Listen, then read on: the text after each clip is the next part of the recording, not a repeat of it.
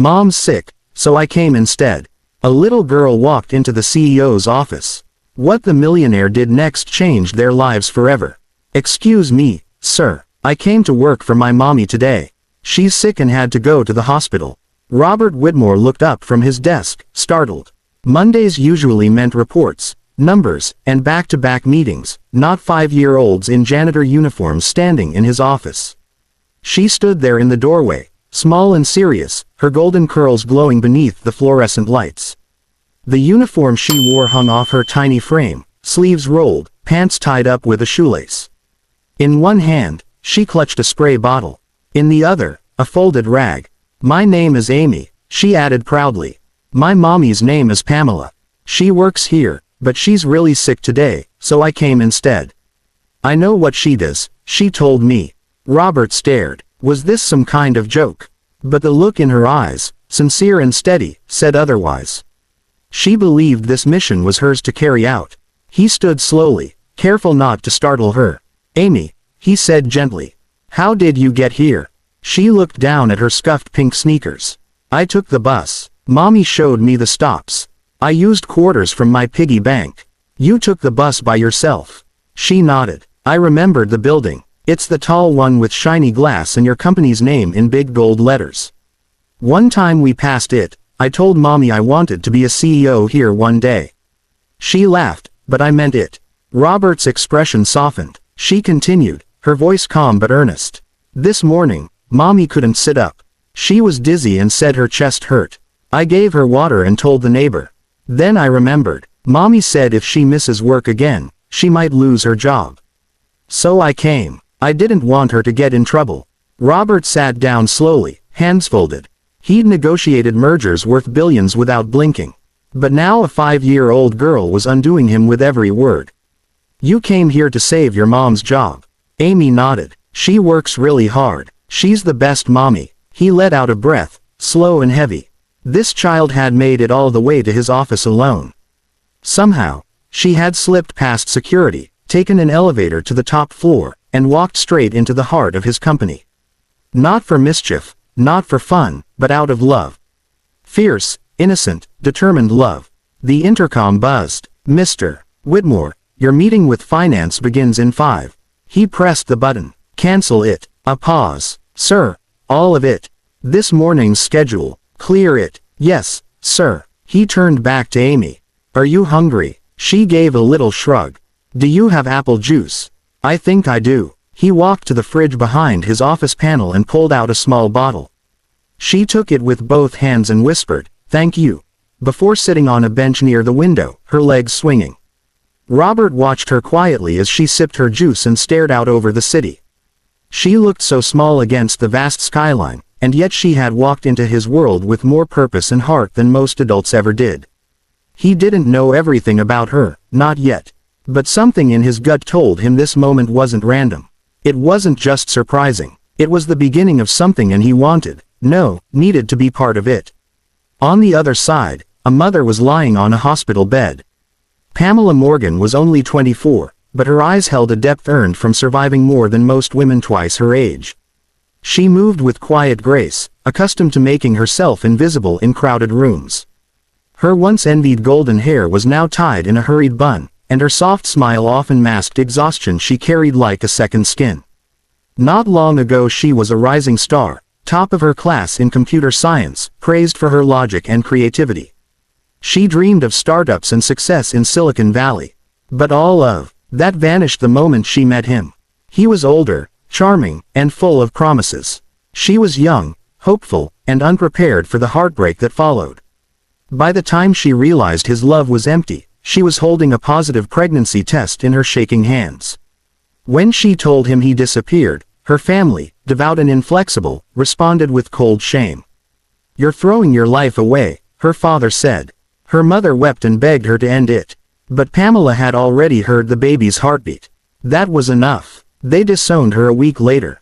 She left with 2 bags and no safety net. The world outside was colder than she expected. She slept on couches, worked odd jobs, cleaning, babysitting, waitressing, anything to survive. Her body ached through the pregnancy, but each night she whispered to her unborn child, I'll never leave you, no matter what.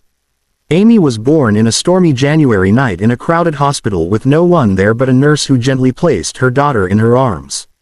That moment was the beginning of everything. Over the next 5 years, Pamela rebuilt her life piece by piece. When she landed the janitor job at Widmore Tower, she took it with quiet gratitude. It was grueling, thankless work, but it came with stable hours and health insurance. To her, that meant survival. That meant Amy could have warmth, food, and a bedtime story. Every night, she worked nights after the building emptied. She memorized the layout of every floor, every creaky elevator, every stain that never quite disappeared. Every stain that never quite disappeared. No one knew her name, but the building sparkled because of her hands. Pamela was thin, not from diet, but from letting Amy eat first. Her immune system weakened from long shifts and skipped meals. When winter hit, she couldn't shake the lingering cough. She ignored it at first. She had no choice. But one morning, the pain in her chest grew sharp. Every breath burned. The room spun when she stood and she collapsed back into bed. Amy rushed to her side, her tiny hand gripping Pamela's. "Mommy, you're sick." Pamela tried to respond, but her voice cracked into a whisper. Their neighbor, Mrs. Collins, heard the wheezing and called for help. Within minutes, Pamela was in an ambulance. At the hospital, machines beeped around her. Doctors spoke in clipped voices about oxygen levels and lung inflammation. But Pamela didn't hear much. Her thoughts weren't on her condition. They were on the rent due next week, the groceries they still needed, the job she might lose if she missed another shift. She had given up everything, her family, her education, her dreams to raise Amy. The thought of losing it all now because of something as simple and cruel as getting sick, filled her with panic. She lay in the hospital bed, eyes fixed on the ceiling, whispering a single desperate plea. "Please don't let me lose everything I fought for."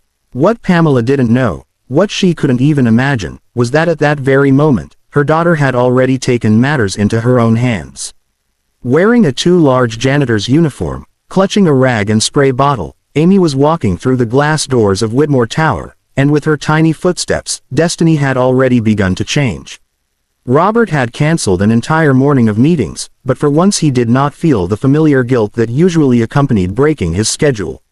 Something about the little girl sitting near his window, sipping apple juice with her legs swinging above the floor, made time itself seem irrelevant. He sat quietly, watching her finish the last drop, then wipe her mouth with the sleeve of her oversized uniform. Amy looked around the office again with open curiosity. "Is it hard being the CEO?" she asked, her voice small but curious. Robert smiled faintly. "Some days it is. There's a lot to take care of." Amy nodded as if she understood. "Mommy says when you take care of something really big, it's important to remember the little things, too." He blinked. That sounded less like a 5-year-old and more like a life lesson disguised in pigtails. Amy stood carefully placing the empty juice bottle on the corner of the desk. "I think I should start now," she said. "Seriously, Mommy always starts with your desk. That way, she says, the big man upstairs has a clean start to his day." Robert raised an eyebrow, but said nothing as she reached into her bag and pulled out a travel-sized packet of tissues. She unfolded one with delicate fingers, laid it across her palm, and approached his desk with the solemnity of a surgeon preparing for a procedure. She began to wipe the surface with slow circular motions. It was endearing, her tiny hands moving with the careful intent of someone imitating something they had only observed but never practiced. Her technique was far from effective, and her pressure barely disturbed a speck of dust, but there was no mockery in her expression. She was focused, proud, and determined. Robert leaned his elbow on the armrest of his chair and watched. "You're very dedicated, Amy." She smiled without looking up. "Mommy says when you do something, you should do it right, even if nobody sees it."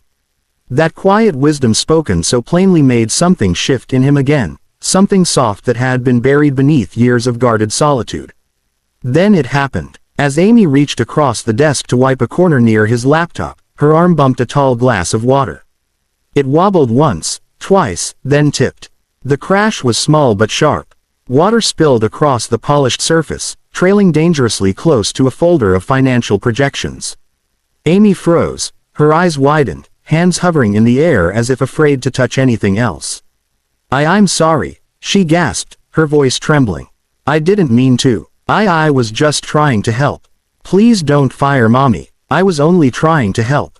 Robert stood quickly, grabbing a stack of napkins and blotting the water before it reached the folder. Then he turned to her. She looked up at him, her bottom lip quivering, eyes welling with tears. She had dropped the tissue and stepped back as if expecting to be scolded or told to leave. But instead, Robert knelt beside her. Hey, he said gently, placing a napkin in her hand. It's okay. I messed it up, she whispered. You didn't, he said with a smile. You were doing your best. That's what matters. She stared at him, unconvinced. He added, today, you've done more than most people twice your size. And for the record, you're the youngest employee I've ever had. That brought a flicker of hope back into her eyes. Really, she whispered, really, and I think you're doing a great job.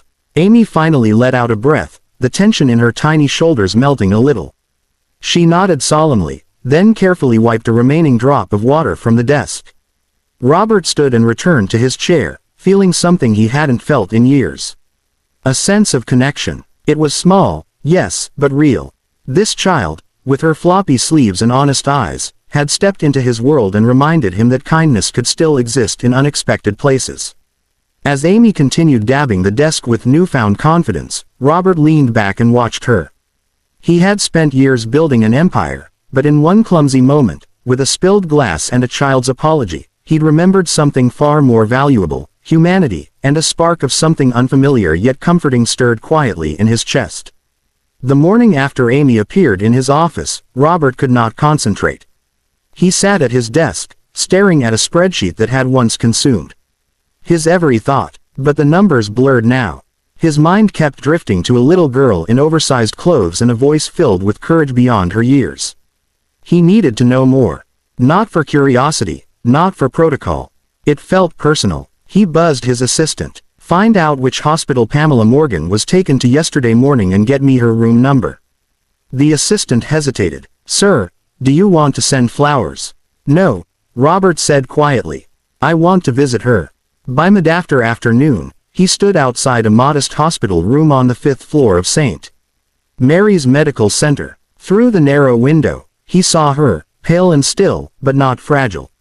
There was a quiet strength in the way her hand rested across her stomach, her fingers curled slightly, her face turned toward the window, eyes open and distant. Her golden hair, though slightly disheveled, shimmered softly in the sunlight. He knocked gently. She turned. At first, confusion flickered in her eyes. Then recognition. You're the CEO, she said, trying to sit up. Mr. Whitmore, please, he said, stepping in and raising a calming hand. Do not get up. She obeyed, but her cheeks colored with embarrassment. I'm so sorry about Amy. She didn't mean he shook his head. She did nothing wrong. Pamela blinked, surprised by the warmth in his voice. I met Amy yesterday, Robert continued, pulling the guest chair closer to the bed. She walked into my office like she owned the place. Told me she was there to work for you. Pamela covered her mouth. Oh my God. She even brought a rag and a spray bottle. Pamela let out a soft, almost tearful laugh. She always pays attention. I never thought she told me everything.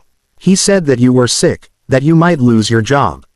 She thought she could help. That if someone cleaned your desk, you would be less mad. Pamela lowered her eyes. I told her too much. No, Robert said gently. You taught her how to care. Silence settled between them. Then he added, she told me about you a little. I hope you don't mind. Pamela glanced at him, her eyes guarded. What did she say? That you're the best mommy in the world.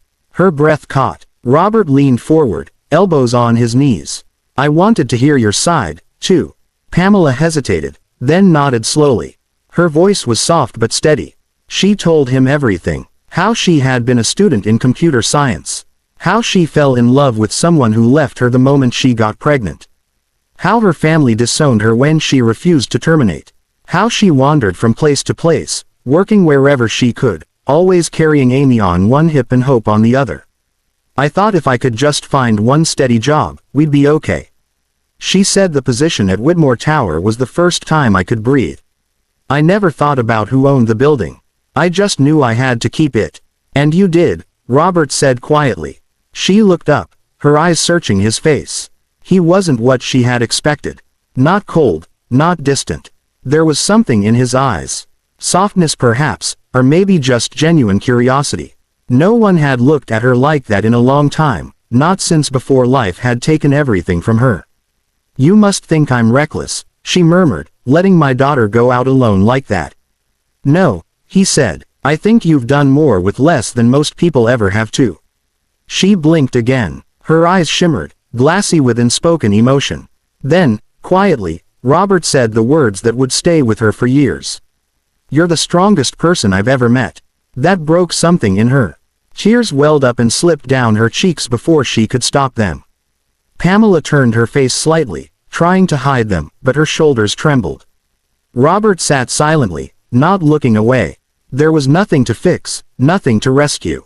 He just wanted her to know she was seen. I'm sorry, she whispered, brushing at her eyes. Don't be, he said softly. It was the first time in years that someone had said she was strong and meant it. The first time someone looked past the uniform, past the broken past, and simply saw her. Not the janitor, not the single mother, not the girl who had fallen from grace, just Pamela. And in that quiet hospital room, something shifted for both of them. Something changed after the hospital visit.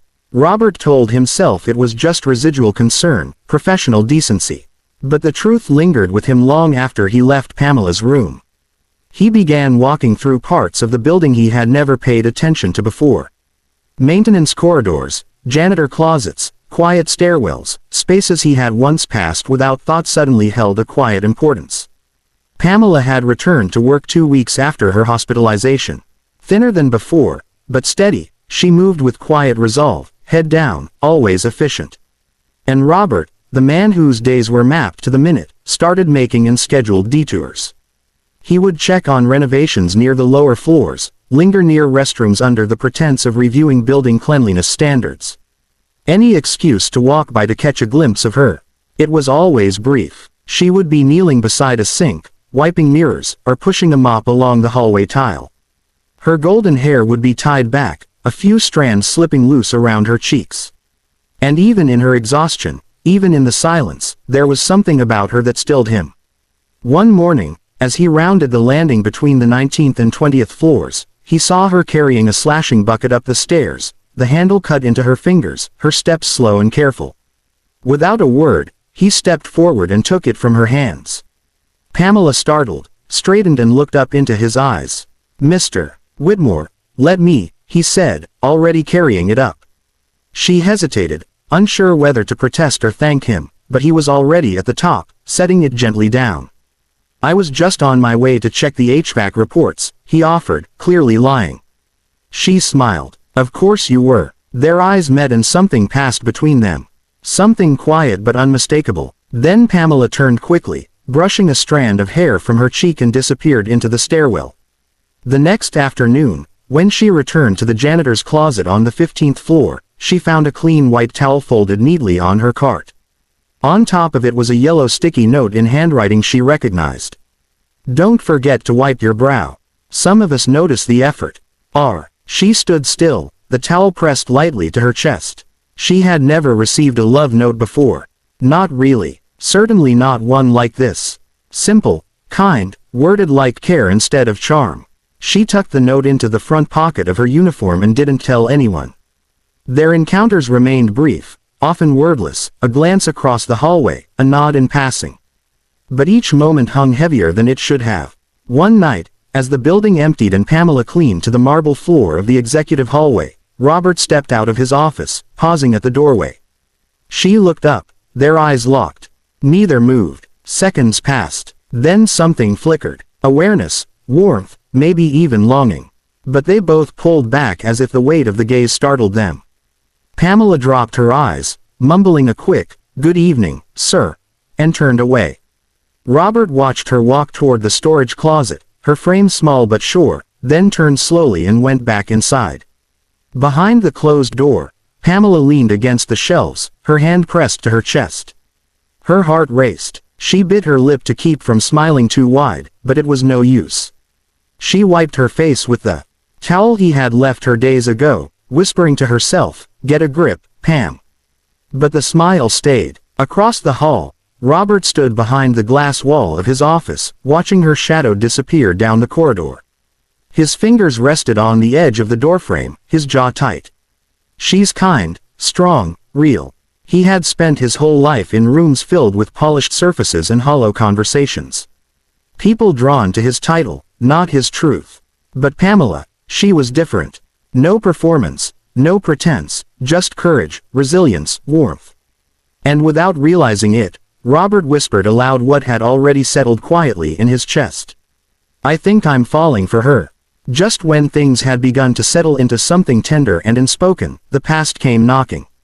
His name was Daniel Carter. Pamela had not seen him in over 5 years since the day she told him she was pregnant, and he walked out without looking back. She had stopped hoping for an apology long ago.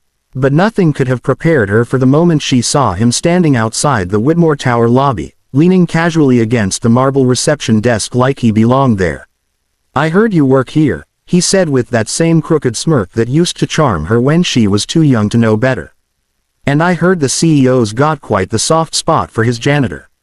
Pamela froze. "What do you want?" He leaned in slightly. "A second chance. Or maybe a first chance to be part of Amy's life. I think I deserve that. Don't you?" Pamela's blood ran cold. "You left. You never once called. You don't deserve anything." Daniel's expression shifted, his tone harder now. "I also heard Robert Whitmore is pretty generous to people he cares about. Maybe he could be generous to me, too." Pamela stared at him in disbelief. "You're not here for her. You're here for money." He shrugged. "Or options. Either way, if people start asking questions about your special relationship, I doubt your position here stays so secure." She walked away without another word, her hands trembling. But it was too late. Within days, the whispers began. "Did you hear about the janitor and the CEO? They say he visits her cleaning station every night. Must be something going on. He canceled a board meeting for her. You know, in most companies, rumors came and went like weather. But in Robert's world, billion-dollar mergers, razor-thin stock margins, everything had a price, including perception. His board of directors called an emergency meeting. "You're compromising your objectivity," one member said. "This woman is a liability," another added. "There are murmurs in the media. You need to distance yourself from her immediately," the chairman warned. "If she stays, we risk reputational damage. Investors don't like complications." Robert listened without speaking, jaw set, fingers steepled in front of him. When the voices finally quieted, he stood. "Let me make this clear," he said, voice calm but thunderous in its certainty. "If Pamela Morgan is being targeted, disrespected, or removed from this company because of her association with me, then I will be the first to leave." Effective immediately, the room fell silent. Robert's gaze moved from one stunned face to the next.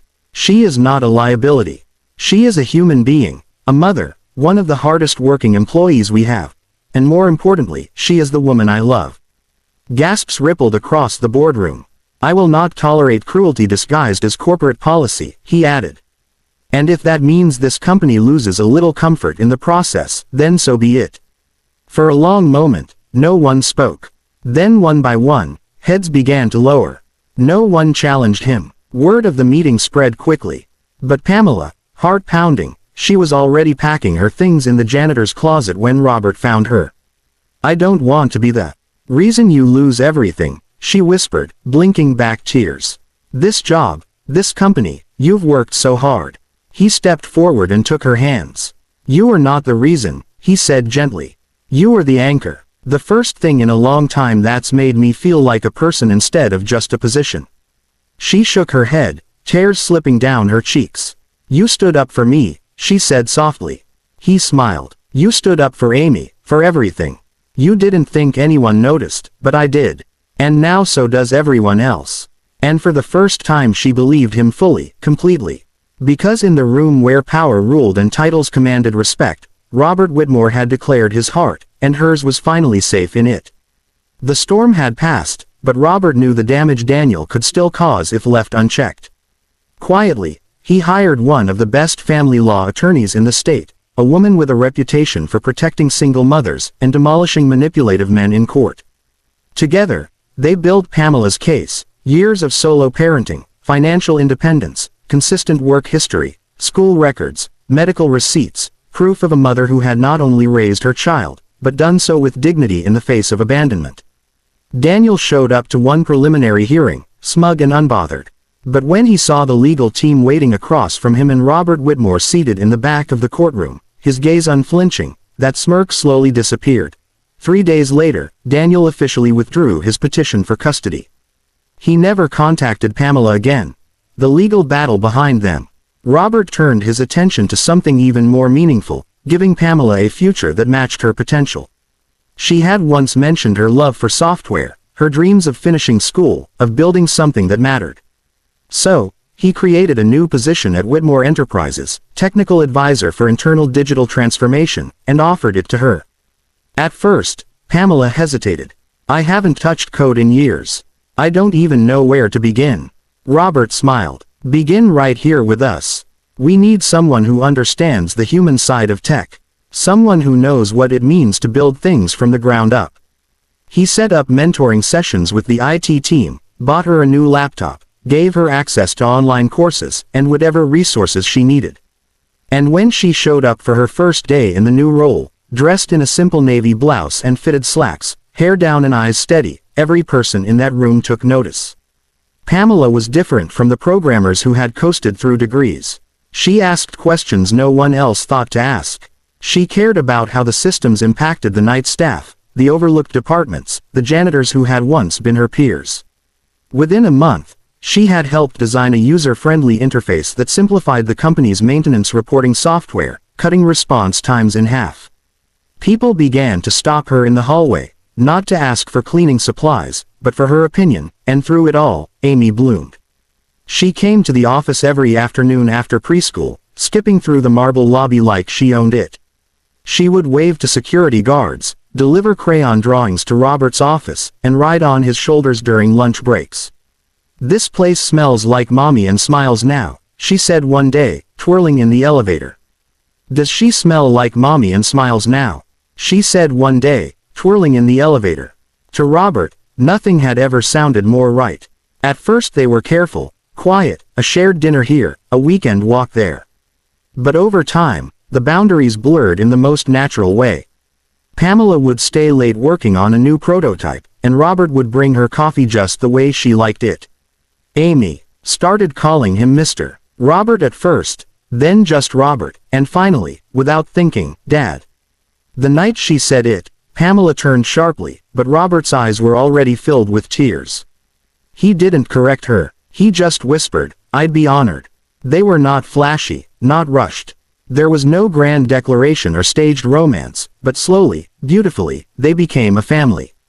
And in the quiet everyday moments, morning coffee shared at the office cafe, Amy's laughter echoing through the halls, Pamela resting her head on Robert's shoulder in the elevator. They found something none of them had known they were looking for. Home. 1 year later, Pamela Morgan stood on stage before an auditorium filled with tech professionals and reporters. Behind her, a massive screen displayed the demo of Whitmore Enterprises' new internal task management system. Her first full-scale project. She had led the team from concept to completion. It was not flashy, but it worked for everyone, executives, assistants, custodians, just the way she had envisioned. When the final slide faded and applause filled the room, her hands trembled. But this time it was not fear, it was pride. The next morning, headlines praised her. From janitor to visionary, a system built by empathy. Pamela barely skimmed the articles. She only cared about one reaction, the look on Robert's face when he met her backstage. "You did it," he said, pulling her close. "No," she smiled. "We did." From behind the curtain came the rapid pitter-patter of little feet. "Mommy, you're amazing," Amy squealed, throwing her arms around her. "Did you watch the whole thing?" Pamela asked, lifting her up. "I did, and I didn't even fall asleep once." They all laughed. In the following weeks, offers rolled in from companies wanting to hire her, but Pamela stayed at Whitmore, not for comfort, for purpose, for family. Then came spring. The city thawed, blossoms bloomed, and Saturday mornings became their favorite ritual. On one of those mornings, Robert invited them for a picnic at the park. Pamela expected nothing more than sandwiches and sunlight. But under a quiet oak tree, after unpacking lunch, Robert pulled out a small velvet box. Pamela blinked. Is that he did not kneel. He simply held her hand, placed the box in her palm, and opened it. Inside was a gold ring, simple, elegant, with a single sapphire. I don't need cameras or a big ceremony, he said softly. Just you, Amy. This life we've already started. Will you marry me, Pamela? Her eyes brimmed with tears as she nodded. She could not speak, but her answer was clear. Amy, who had been chasing butterflies nearby, ran over and saw the open box. Mommy, are you crying? Happy tears, Pamela said, laughing. Robert pulled Amy between them. What do you think, sweetheart? Should we make it official? Amy grinned, grabbed their hands, and declared, yes. Mommy always said superheroes don't wear capes. But Mr. Robert, he's ours, right?